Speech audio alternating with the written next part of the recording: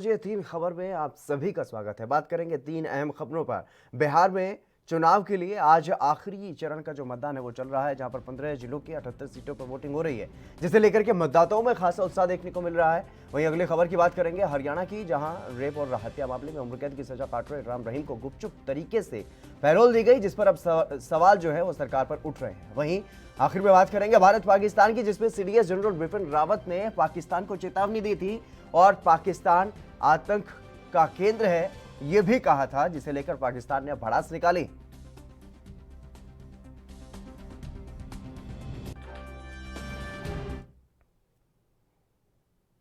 चलिए सबसे पहले बात करेंगे बिहार की। बिहार में नई सरकार चुनने के लिए तीसरे और अंतिम चरण का मतदान जारी है। आज 15 जिलों की 78 विधानसभा सीटों पर मतदान हो रहा है, जिनमें कुल 2.35 करोड़ मतदाता हैं और इनमें 1204 उम्मीदवारों की किस्मत का फैसला आज ईवीएम में कैद हो जाएगा।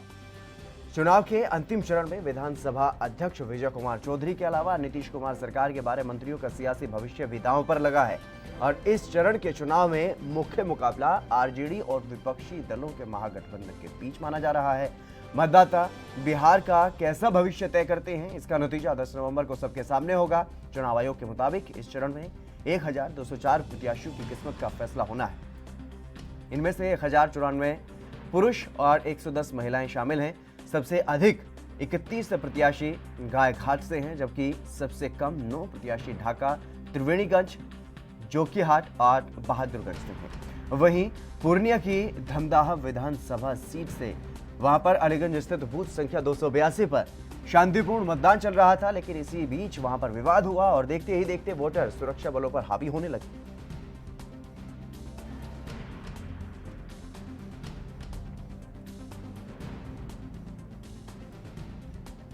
तो लगातार जिस तरीके से बिहार में जो चुनाव के मद्देनजर देखने को मिला, शांतिपूर्ण चुनाव जो है वो संपन्न करवाया गया अधिकतम जगहों पर, लेकिन जिस तरीके से धमदाहा विधानसभा की अलीगंज स्थित अगर बूथ संख्या 282 की बात करें तो वहां पर भी शांतिपूर्ण तरीके से मतदान चल रहा था, लेकिन विवाद हुआ है और सुरक्षा बलों पर कहीं ना कहीं वोटर्स हावी दिखाई दिए। जिस तरीके से खबर सामने आई है, कहीं ना कहीं वहां पर विवाद के बीच माहौल जो है वो बिगड़ता हुआ दिखाई दिया है।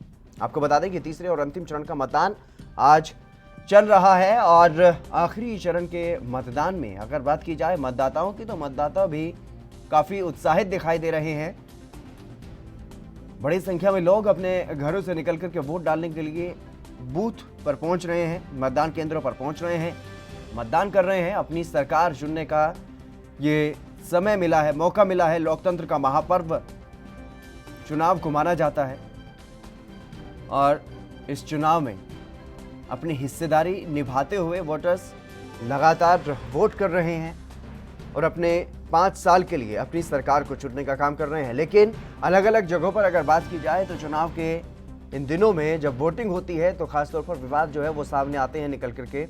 ऐसे ही पूर्णिया से कहीं ना कहीं ये मामला सामने आया है, जहां पर जो वोटर्स और सुरक्षा बलों में झड़प हुई है और सुरक्षा बलों पर कहीं ना कहीं हावी दिखाई दिए वोटर्स। तो लगातार चुनाव जो है वो चल रहा है, मतदान चल रहा है और अपने घरों से बाहर निकल करके अलग अलग जगहों से जो तस्वीरें सामने आ रही हैं, भारी संख्या में मतदाता अपने घरों से बाहर निकल रहे हैं। आपको बता दें 78 विधानसभा सीटों पर मतदान चल रहा है और 1204 उम्मीदवार 1204 उम्मीदवार चुनावी मैदान में हैं, जिनकी किस्मत का फैसला आज होना है। लेकिन इस चुनाव से पहले खास बात यह रही कि आखिरी चुनावी सभा में सीएम नीतीश कुमार ने कहा है कि उनका ये आखिरी चुनाव है, अंत भला तो सब भला, उस पर सियासत शुरू हो गई। लगातार जिस तरीके से जो उनके विरोधी हैं उन्होंने उन पर तंज कसना शुरू कर दिया और ये कहा कि अब वो बुजुर्ग हो चुके हैं, थक गए हैं। इस तरीके के तंज कसे गए विरोधी नेताओं की तरफ से और जिस तरीके से अब आखिरी चरण के लिए मतदान हो रहा है, लगातार लोग अपने घरों से बाहर निकल रहे हैं। हालांकि कोरोना के मद्देनजर भी तमाम जो एहतियात हैं वो बढ़ते जा रहे हैं। मत बूथों पर, मतदान केंद्रों पर लगातार जिस तरीके से भारी संख्या में लोग बाहर निकल रहे हैं और मतदान कर रहे हैं, अपने मत का इस्तेमाल कर रहे हैं। वोट का जो अधिकार देश के नागरिकों को मिला, प्रदेश के नागरिकों को मिला हुआ है, उसका इस्तेमाल कर रहे हैं और अपने जनप्रतिनिधि को चुनने का काम कर रहे हैं। अपने 5 साल के भविष्य को तय करने का जो काम है वो कर रहे हैं। लगातार मतदान कर रहे हैं। लेकिन इसी बीच पूर्णिया से ये खबर सामने आई है जहां पर वोटर्स और सुरक्षा बलों में झड़प जो है वो देखने को मिली और सुरक्षा बलों पर कहीं ना कहीं हावी जो है वो वोटर्स दिखाई दिए। तीसरे और अंतिम चरण का मतदान जारी है। लगातार वोटर्स अपने घरों से बाहर निकल रहे हैं, मतदान कर रहे हैं। और अगर बात की जाए वोट प्रतिशत की तो वो भी काफ़ी बेहतर दिखाई दे रहा है पिछली बार जिस तरीके से 2 चरणों में देखा गया। हालांकि खासा उत्साह इस बार बिहार चुनाव में लोगों में देखने को मिला, लेकिन ये उम्मीद की जा रही थी कि जिस तरीके से कोरोना महामारी की वजह से लोग अपने घरों पर पहुंचे थे वापस, तो कहीं ना कहीं बिहार में इस बार जो मत प्रतिशत है वो अधिक रहने वाला है। और ये भी अनुमान लगाया जा रहा था कि कोरोना महामारी की ही वजह से इस बार जो वोट फीसद रहेगा वो बहुत कम भी हो सकता है। हालांकि चुनाव से पहले विपक्ष ने तमाम कोशिशें की कि चुनाव को टाला जा सके कुछ समय के लिए, लेकिन चुनाव आयोग ने तय समय पर चुनाव की घोषणा की और 2 चरणों का चुनाव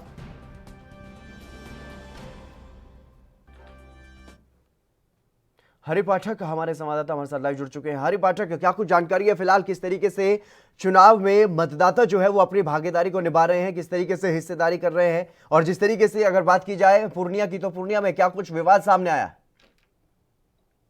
ये अगर बात की जाए पूर्णिया की, खासतौर पे बात की जाए तो पूरे बिहार में जो तीसरे चरण का चुनाव है ये पूरी तरह सभी तरह शांतिपूर्ण चलता आ रहा है। लेकिन पूर्णिया में ही सुरक्षा बल और मतदाताओं के बीच में हल्की झड़प हो गई थी।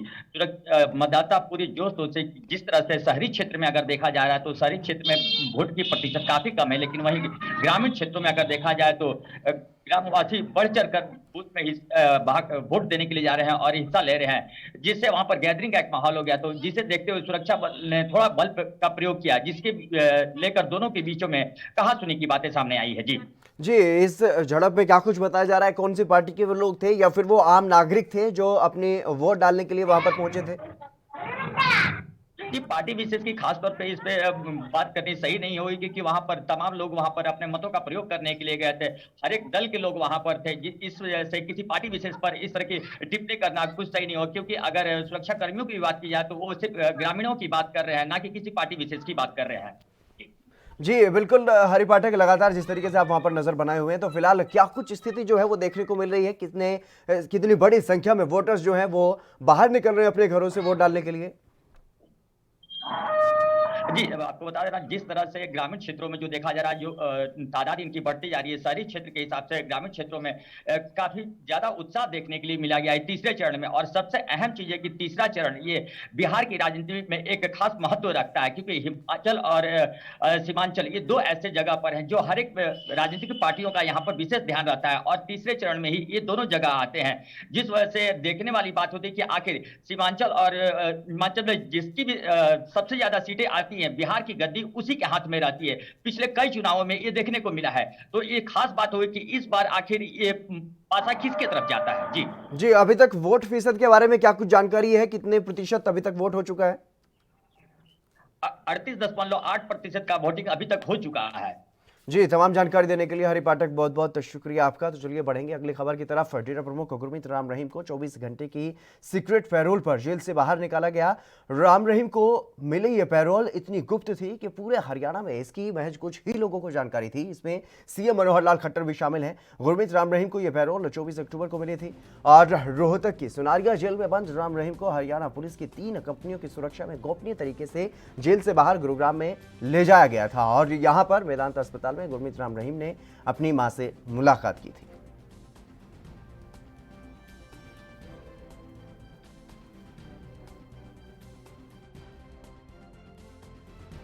बिल्कुल हुई थी। 24 तारीख को पिछली को अपनी मदर से मिलने गए थे, वो हॉस्पिटलाइज थी। प्रोविज़न एक है बेल में कि जब भी कहीं किसी के इमरजेंसी हो तो उस कैदी को ले जाया जाता है, यानी ये कानून में है।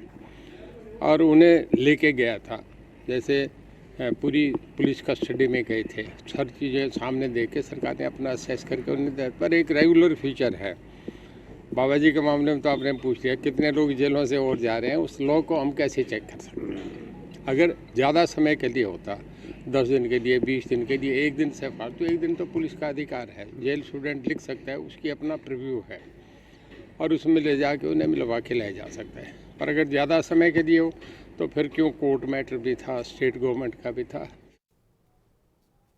तो लगातार जिस तरीके से ये आरोप हरियाणा सरकार पर लग रहे थे, पुलिस प्रशासन पर लग रहे थे कि किस आधार पर ये बेल दी गई, किस आधार पर डेरा प्रमुख राम रहीम को राहत दी गई, एक दिन के लिए छूट दी गई, वो भी गुप्त तरीके से, उस पर अब जेल मंत्री ने आकर के सफाई दी है। रणजीत सिंह ने इस मामले पर सफाई देते हुए ये कहा है कि इस पूरे मामले के बारे में उन्हें पहले से ही जानकारी थी और जिस तरीके से ये एक अधिकार होता है किसी भी कैदी के पास कि उसको अगर आपात स्थिति है तो उनके परिजनों से मिलवाने के लिए ले जाया जा सकता है एक दिन के लिए, और पूरी सुरक्षा व्यवस्था में उनको वहां पर ले जाया गया, मुलाकात करवाई गई उनकी माता के साथ। तो इसी बारे में जानकारी दी है हरियाणा के जेल मंत्री रणजीत चौटाला ने। लेकिन लगातार जिस तरीके से सवाल उठ रहे हैं कि कहीं ना कहीं बीजेपी और जेजेपी की जो सरकार है, उनका सरकार का नरम रुख डेरे के प्रति रहा है और इसी वजह से इस बात को भी लेकर के जोड़ा जा रहा है, इस बात को लेकर के देखा जा रहा है कि डेरा प्रमुख को कहीं ना कहीं इसी वजह से ये राहत दी गई है। लेकिन जिस तरीके से पहले भी कई बार पैरोल के लिए अप्लाई किया जा चुका है, मां की तबीयत का हवाला दिया जा चुका है, लेकिन पहले पैरोल नहीं मिली। अब जेल मंत्री ये कहते हुए नजर आए कि इसके बारे में कहीं ना कहीं जेल प्रशासन को यह अधिकार होता है कि एक दिन की अगर जरूरत है तो एक दिन के लिए कैदी को उनके परिजनों से मिलवाया जा सकता है इस तरीके की आपात स्थिति में। और इसी स्थिति को देखते हुए इस बात को मीडिया को जानकारी इस बात की नहीं दी गई थी, लेकिन डेरा प्रमुख को एक दिन की राहत जरूर दी गई थी। एक दिन की बेल के लिए उन्हें बाहर निकाला गया था और कड़ी सुरक्षा के बीच उनकी मां से वहां पर मिलवाया गया था। हरियाणा सरकार पर लेकिन इस मामले को लेकर के लगातार सवाल उठ रहे थे कि डेरा प्रमुख राम रहीम को 24 घंटे के लिए सीक्रेट पैरोल क्यों दी गई है, किस आधार पर दी गई है और ये पैरोल इतनी गुप्त क्यों रखी गई है कि इसके बारे में किसी को भी जानकारी नहीं थी। अंकुर कपूर हमारे संवाददाता हमारे साथ जुड़ गए हैं अधिक जानकारी के साथ। अंकुर, क्या कुछ जानकारी है इस बारे में? हालांकि जिस तरीके से जेल मंत्री सफाई देते हुए नजर आए, कहीं ना कहीं वो ये कह रहे हैं कि एक दिन का अधिकार जेल प्रशासन के पास होता है इस तरीके की राहत देने के लिए, लेकिन क्या कुछ जानकारी है, इसको गुप्त क्यों रखा गया? जी बिल्कुल, जैसा कि रेप और हत्या के जुर्म में उम्र कैद की सजा काट रहे हरियाणा के डेरा सत्य सौदा के जो मुखिया हैं गुरमीत राम सिंह को बीते दिनों एक दिन की पैरोल दी गई थी। जो सूत्रों से हमें जानकारी मिली है कि राम रहीम को 24 अक्टूबर को जो पैरोल दी गई थी, इसकी सूचना अब बाहर आई है। डेरा प्रमुख रेप और हत्या के मामले में दोषी ठहराए जाने के बाद रोहतक की जेल में बंद थे। जो सूत्रों ने हमें बताया है कि राम रहीम ने अपनी बीमार मां से मिलने के लिए एक दिन की पैरोल मांगी थी। वह गुरुग्राम के उनकी जो माता है वो गुरुग्राम के एक हॉस्पिटल में भर्ती है। जानकारी के अनुसार हरियाणा में जो सीएम मनोहर लाल खट्टर के नेतृत्व वाली बीजेपी जेजेपी की गठबंधन सरकार है, उन्होंने 24 अक्टूबर को राम रहीम को पैरोल दिलाया था। बताया जा रहा है कि राम रहीम को कड़ी सुरक्षा में रोहतक जेल से गुरुग्राम लाया गया, लेकिन जब हमारे पास और जो जानकारी मिली थी कि इसमें जो जवानों की ड्यूटी लगी थी, उनको भी इस बात की भनक नहीं थी। इसमें सिर्फ जो हरियाणा के सीएम और कुछ अधिकारियों को इस बात की जानकारी थी कि डेरा प्रमुख को सोनारिया जेल से गुरुग्राम अस्पताल तक भारी सुरक्षा के बीच ले जाया गया है। जो हमारी सूत्रों से बात हुई है कि राम रहीम 24 अक्टूबर को शाम तक अपनी बीमार मां के साथ रहे थे। इस दौरान उनके साथ हरियाणा पुलिस की 3 टुकड़ियां तैनात रही। बिल्कुल अंकुर, तमाम जानकारी देने के लिए बहुत बहुत शुक्रिया। फिलहाल रुकेंगे एक छोटे से ब्रेक के लिए, ब्रेक के बाद जल्द हाजिर होंगे।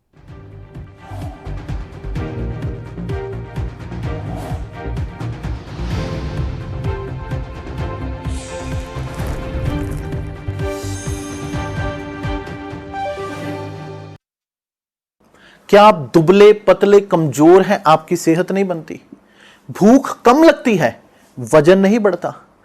दरअसल मेन बात खाना पीना खाना नहीं है, मेन बात है खाया पिया लगना। और अगर खाया पिया लगेगा ही नहीं तो सेहत बनेगी कैसे?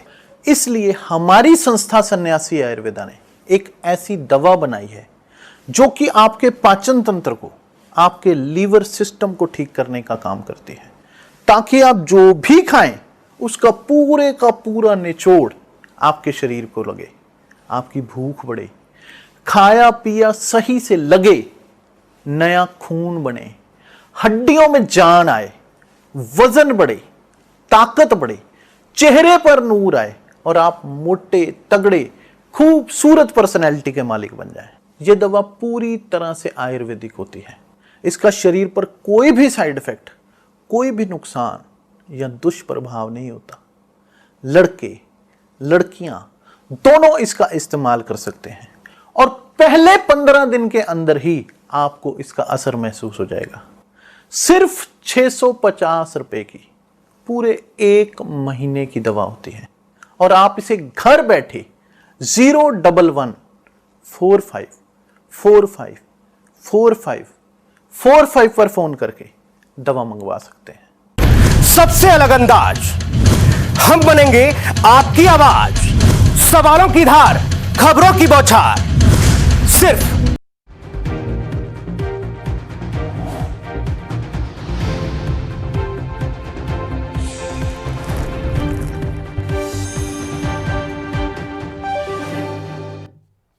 ब्रेक के बाद एक बार फिर से आप सभी का स्वागत है। बढ़ेंगे अगली खबर की तरफ। भारत के सीडीएस जनरल बिपिन रावत ने चीन और पाकिस्तान को एक साथ चेतावनी दी थी।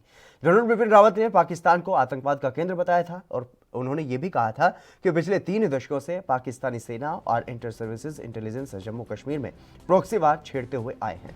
अब पाकिस्तान सोशल मीडिया पर एंटी इंडिया प्रोपेगेंडा फैलाकर भारत में सांप्रदायिक हिंसा भड़काने की कोशिश कर रहा है। बिपिन रावत के बयान को लेकर अब पाकिस्तान ने भड़ास निकाली है। पाकिस्तान ने यह कहा है कि बिपिन रावत को पाकिस्तान विरोधी राजनीति करने के बजाय अपने प्रोफेशनल डोमेन पर फोकस रखना चाहिए। रावत ने कहा था कि तमाम आंतरिक और बाहरी चुनौतियों के बावजूद पाकिस्तान का कश्मीर पर जो अधूरा एजेंडा है वो जारी है और पाकिस्तान के विदेश मंत्रालय ने रावत के बयान पर प्रतिक्रिया दी है। विदेश मंत्रालय ने बयान जारी करते हुए यह कहा है कि हम सीडीएस बिपिन रावत के पाकिस्तान के बारे में गैर जिम्मेदाराना और गैर जरूरी बयान की तीखी आलोचना करते हैं। भारतीय सीडीएस का पाकिस्तान विरोधी एजेंडा पाकिस्तान के बारे में उनकी गलत समझ के साथ साथ उनकी राजनीतिकरण करने की आदत को भी दिखाता है। पाकिस्तान ने यह भी कहा है कि जनरल रावत का बयान आरएसएस बीजेपी की सोच से मिलता जुलता है, जो अतिवादी हिंदुत्व और विस्तारवादी अखंड भारत की नीति को बढ़ावा देता है। यह दुखद है कि यह विचारधारा भारतीय सेना समेत वहां की संस्थाओं में भी प्रवेश कर चुकी है। पाकिस्तान के खिलाफ भारतीय सीडीएस की बयानबाजी भारत के आंतरिक और बाहरी मोर्चे पर की गई गलतियों से ध्यान नहीं भटका सकेगी।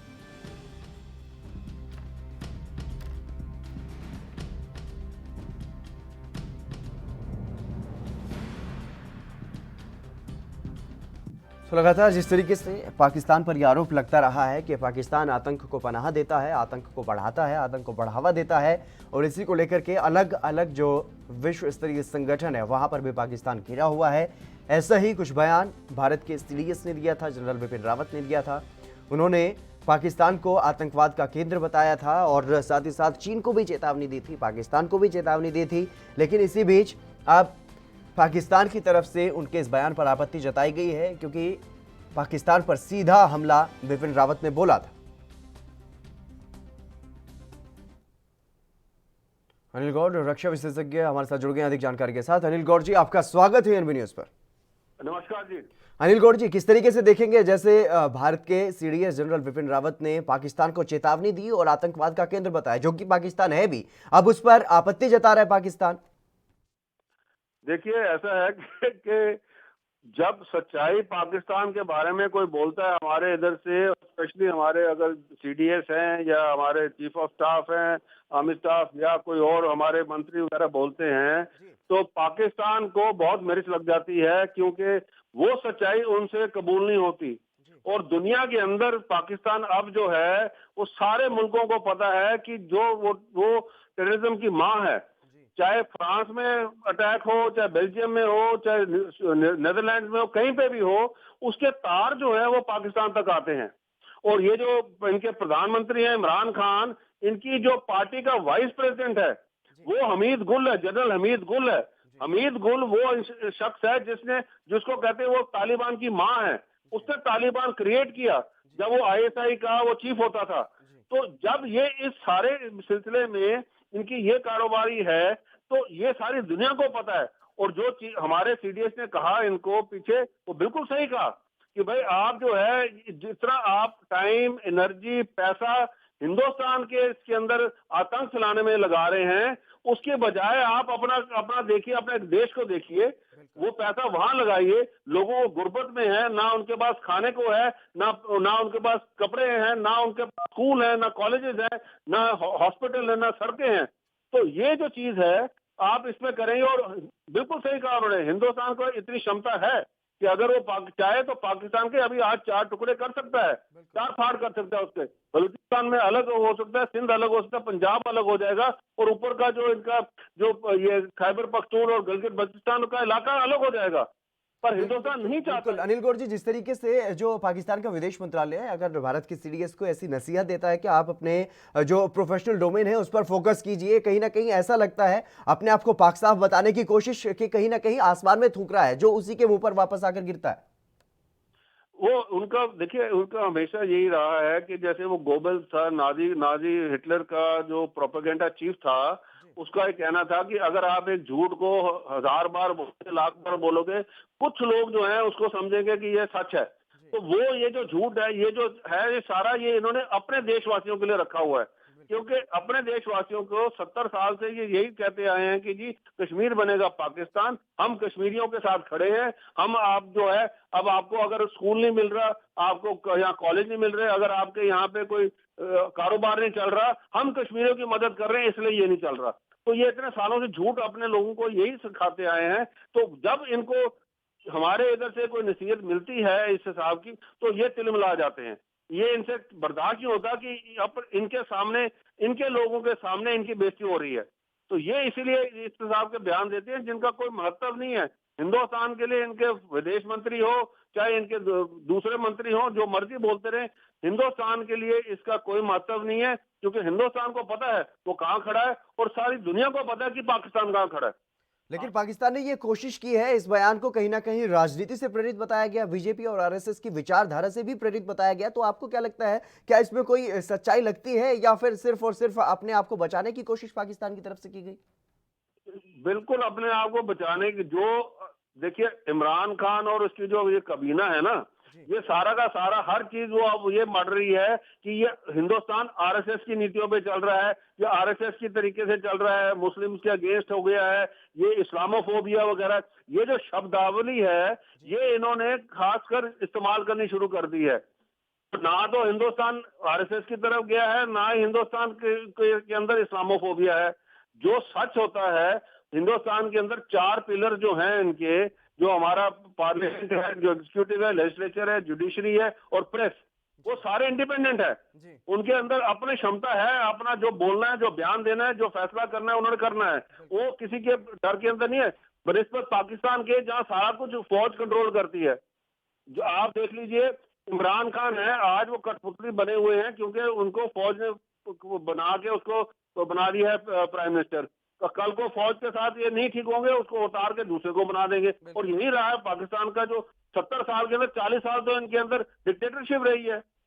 तो ये किसको बता रहे हैं कि ये आरएसएस की तरफ चल गई? अपनी तरफ देखें, उधर ये कहाँ इनके अंदर माइनॉरिटीज देखें। अभी इन्होंने क्या किया है कि वहां पे करतारपुर साहब के गुरुद्वारे का कंट्रोल भी सिख प्रबंधक कमेटी से हटा के उन्होंने अपने मुस्लिम ट्रस्ट को दे दिया। तो अपने आप तो देखिए क्या कर रहे हैं वहां पे।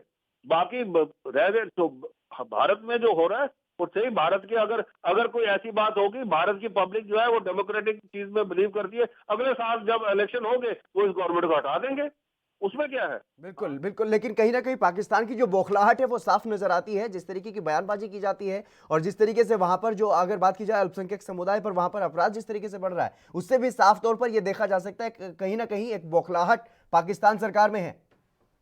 बिल्कुल, पाकिस्तान के अंदर बुखलाहट ही इस चीज की है कि हिंदुस्तान के अंदर कैसे ये भाईचारा चलता है, कैसे अच्छा होता है। और वहां पे आप देखिए आए दिन जो है क्रिश्चियन और हिंदू लड़कियां, सिख लड़कियां जो हैं वो जबरन घर से अगवा करके उनको जबरन उनका धर्म परिवर्तन करके उनको शादी करा देते हैं 50 साल के आदमी के साथ। तो ये जो चीजें और सबसे हैरानगी की बात है कि उनके कोर्ट भी कहते नहीं। बिल्कुल अनिल जी, तमाम अहम बातचीत करने के लिए बहुत बहुत शुक्रिया आपका। तो कहीं ना कहीं पाकिस्तान की जो बौखलाहट है वो फिर से आतंकवाद पर खुलकर के सामने आ गई है। फिलहाल इस खास कार्यक्रम में बस इतना ही। आप देखते रहिए ANB न्यूज़।